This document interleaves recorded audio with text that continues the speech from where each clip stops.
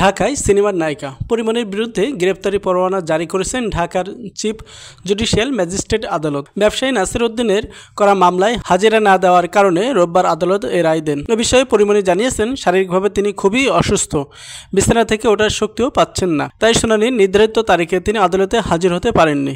গ্রেফতারি পরোয়ানা জারির বিষয়ে মাদককাণ্ডে বিতর্কিত ওই নায়িকা গণমাধ্যমকে বলেন, ফোন হাতে নিয়ে ফেসবুকে স্ক্রল করতে করতে খবরটা দেখলাম। আমি আজ আদালতে যেতে পারিনি, এর আগেও একবার যেতে পারিনি।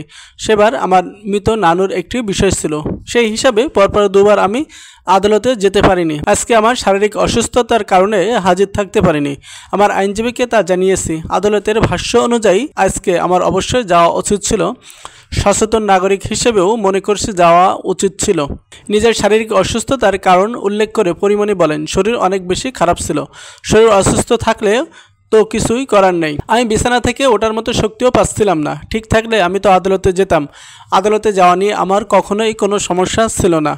মাতৃত্বকালীন সময়টাও কিন্তু আমি আদালতে যাওয়া বাদ দিইনি। উল্লেখ্য, 2021 সালের 6 জুলাই ঢাকার সিনিয়র জুডিশিয়াল ম্যাজিস্ট্রেট রাজীব হাসানের আদালতে বোট ক্লাবের সভাপতি ব্যবসায়ী নাসির উদ্দিন মাহমুদ বাদী হয়ে পরিমণি সহ 3 জনের বিরুদ্ধে মামলা করেন। অন্য 2 আসামি হলেন পরিমণির সহযোগী ফাতেমা জান্নাত বনি ও জুনায়েদ বগদাদি জিমি ওরফে জিম। মামলায় নাসির উদ্দিন উল্লেখ করেন, পরিমণি ও তার সহযোগীরা অ্যালকোহল সেবনে অভ্যস্ত। তারা সুযোগ বুঝে বিভিন্ন নামি দামি ক্লাবে ঢুকে অ্যালকোহল পান করেন এবং পার্সেল নিয়ে মূল্য পরিশোধ করেন না। পরিমণি তার পরিচিত পুলিশ কর্মকর্তাদের দিয়ে মিথ্যা মামলা করিয়ে ও হয়রানির ভয় দেখান। 2021 সালের 9 জুন 12টার পর আসামিরা সাভারের বোট ক্লাবে ঢোকেন এবং দ্বিতীয় তলার ওয়াশরুম ব্যবহার করেন। পরে তারা ক্লাবের ভেতরে বসে অ্যালকোহল পান করেন।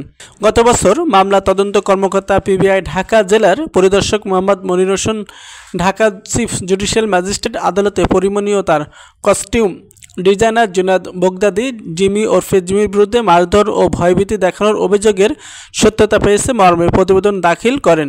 তবে আরেক আসামি ফাতেমা জান্নাত বনির বিরুদ্ধে অভিযোগের সত্যতা পাওয়া যায়নি। পরবর্তী সময়ে 18 এপ্রিল ঢাকার জুডিশিয়াল ম্যাজিস্ট্রেট এম সাইফুল ইসলামের আদালত পিবিআই দেওয়া তদন্ত প্রতিবেদন গ্রহণ করেন। একই সঙ্গে পরিমণি ও তার কাস্টম ডিজাইনার জুনায়েদ বগদাদি জিমি ওরফে জিমকে আদালতে হাজির হতে সমন জারি করেন। এরপর তারা 25 জুন ঢাকা সিনিয়র জুডিশিয়াল ম্যাজিস্ট্রেটে আদালতে হাজির হয়ে জামিন পান।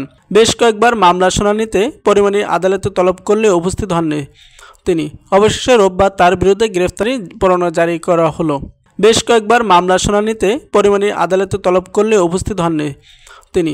অবশেষে রোববার তার বিরুদ্ধে গ্রেফতারি পরোয়ানা জারি করা হলো।